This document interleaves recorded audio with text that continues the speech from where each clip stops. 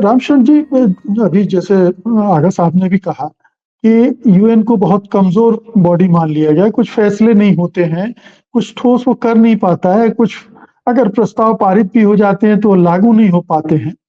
जब UN body इतनी कमजोर हो गई है तो गुतरेस के बयान को लेकर इजराइल इतना परेशान क्यों हुआ? इस हद तक क्यों भड़क गया वो? क्या फर्क पड़ना है? उसके साथ तो अमेरिका है, ब्रिटेन है, फ्रांस है, तमाम नाटो संगठन है, क्या दिक्कत है उसको? कह दिया तो क्या फर्क पड़ गया उसको?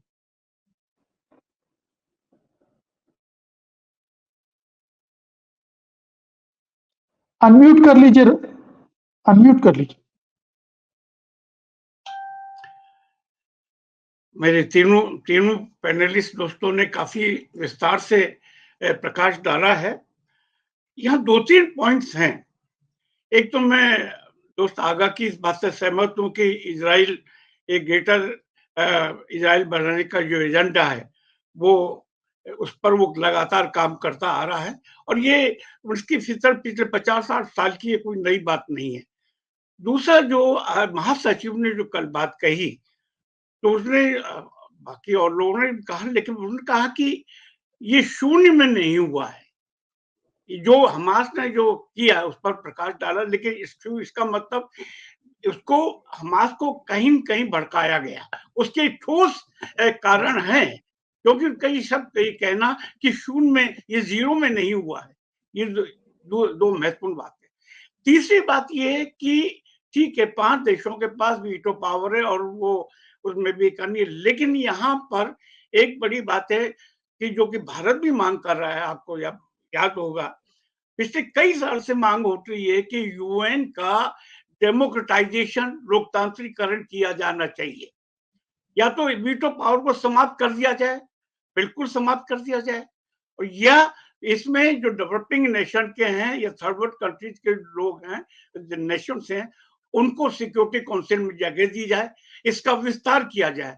पिछले 10-15 साल से इसकी मांग लगातार चल रही है, अभी तक ये मांगी नहीं गई। यहाँ मैं एक पॉइंट और उठाना चाहूंगा, जैसा कि आपने कहा मुकेश जी, कि अगर आज महासचिव ने जो बात कही है, बड़ी ऐतिहासिक उनका स्टेटमेंट है, और जिसको कि इजराइल ने कहा कि तुरंत ही बड़ी बेशर्मी के साथ कहा कि उनको रिजाइन कर देना चाहिए, अपने आप में बड़ी बेशर्मी की बात है। लेकिन इसमें सबसे बात है कि क्या यूएन बॉडी आगे आने वाले समय में क्या इतनी और कमजोर होगी? मैं यहाँ ये याद दिलाना चाहूंगा कि दूसरे विश्व युद्ध क्यों हुआ। प्रथम विश्व युद्ध के बाद, लेकिन रामशरण जी, हमारा विषय ये है कि इसका क्या इम्पैक्ट होगा, मैं उसी पे क्या आ रहा हूं। क्या क्यों इतना भड़का? जब यूएन इतना कमजोर है, सब मानते हैं, तो हाँ जी, मैं उसी पे आ रहा हूं कि ये यूएन को लगातार कमजोर, जो मैंने तो पहले ही कहा कि अगर उसकी बात नहीं मानी जाती तो यही मैसेज तो यही जाएगा सभी जगह कि यूएन कमजोर है और उसको जो भी है उसको कमजोर किया जाना चाहिए, क्योंकि इजराइल के पास सबसे बड़ी ताकत अगर कोई है तो वो एंग्लो सैक्सन नेशंस की है, यानी अमेरिका के साथ, इसके अलावा ब्रिटेन और फ्रांस वगैरह इनकी है। आपने देखा कि तुरंत ही अमेरिका गया, इसके बाद मिस्टर पूर्व ब्रिटेन के प्रधानमंत्री गए, इसके बाद फ्रांस के राष्ट्रपति गए, और एक यूएन का ये यूरोप के एक नेता ने यहाँ तक कह दिया कि कोई दया दिखाने की जरूरत नहीं है इजराइल को,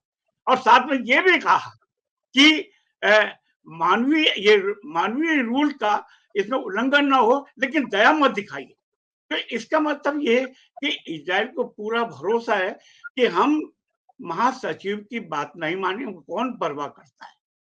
तो मेरा मतलब है कि इससे मैसेज यही आएगा कि यूएन दंतहीन है, क्योंकि उनके पास अपनी कोई फोर्सेज नहीं है और वो रोकने की कोई ताकत नहीं है।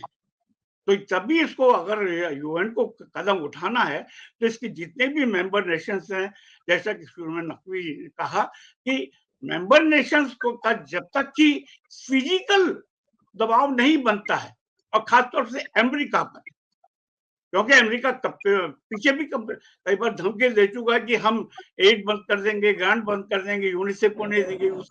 नहीं, फिर हम दूसरे इशू पर चले गए रामशरण जी। सत्य हिंदी का ऐप डाउनलोड करें गूगल प्ले स्टोर पर।